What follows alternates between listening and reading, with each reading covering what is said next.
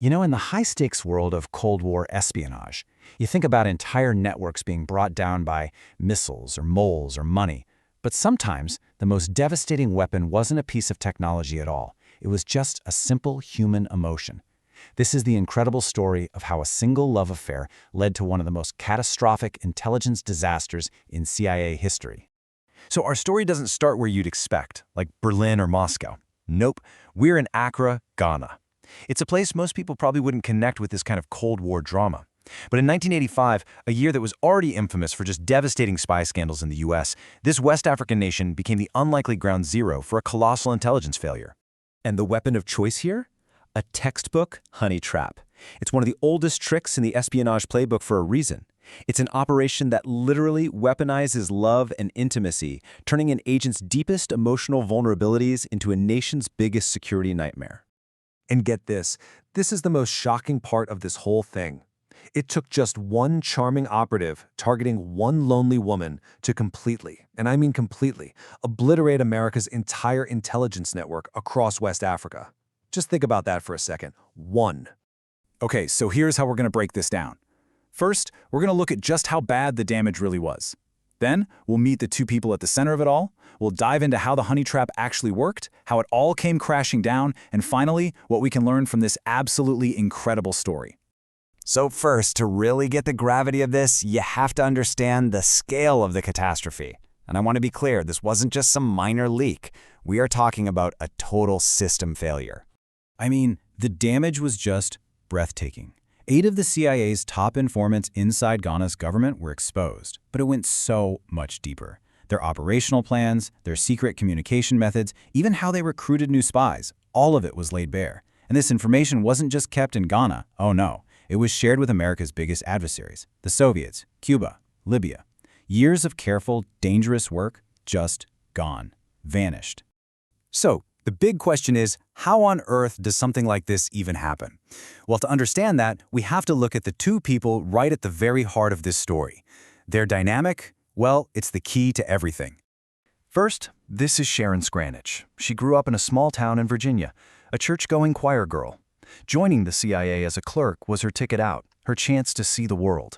But when she got to Ghana for her very first foreign assignment, she was totally isolated, incredibly homesick, and deeply, deeply lonely. She was, in other words, the perfect target. And then there was this guy, Michael Soussoudis. He was everything she wasn't. He was handsome, charming, educated in New York, and he was the cousin of Ghana's leader. He had this playboy lifestyle that was the perfect cover for his real job as a top intelligence operative for Ghana, a master of seduction. And when you put them side by side like this, it's just wild. The mismatch is almost hard to believe. On one side, you have the small-town clerk. But here's the absolute kicker. As a stenographer, she was the one typing up the station's most sensitive reports. She had access to everything, but she had absolutely zero counter-espionage training. And on the other side, a master predator. It was the perfect storm. So, the players are in place, the stage is set, and the operation begins.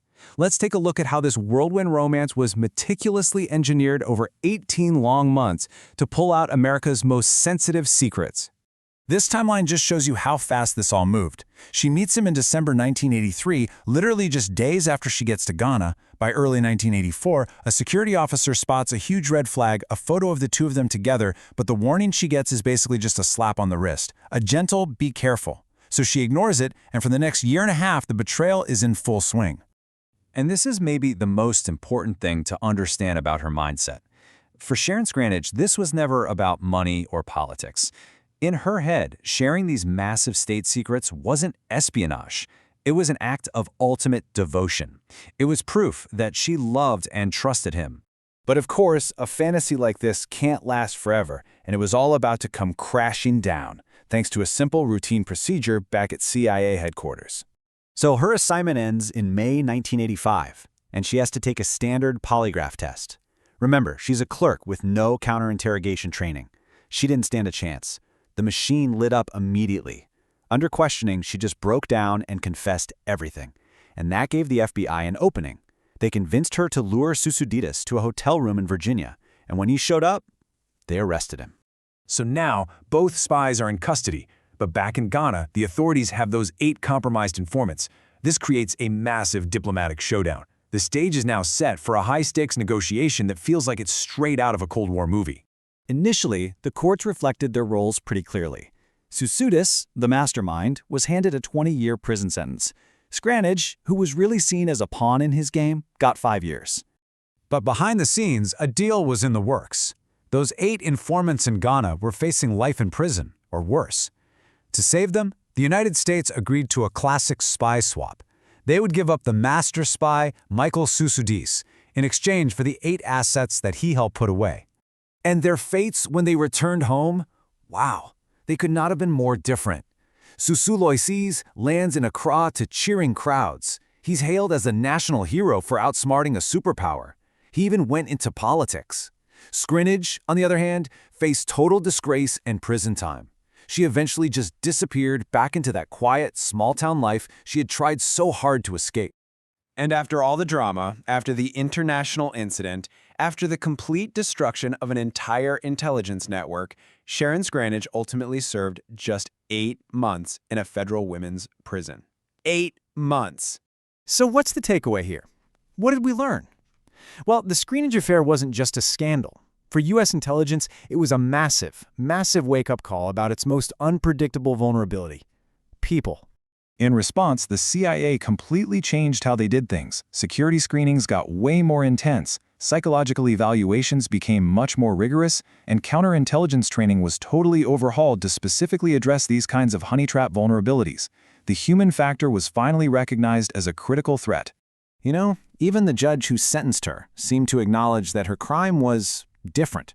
He wasn't dealing with a greedy traitor or a political fanatic.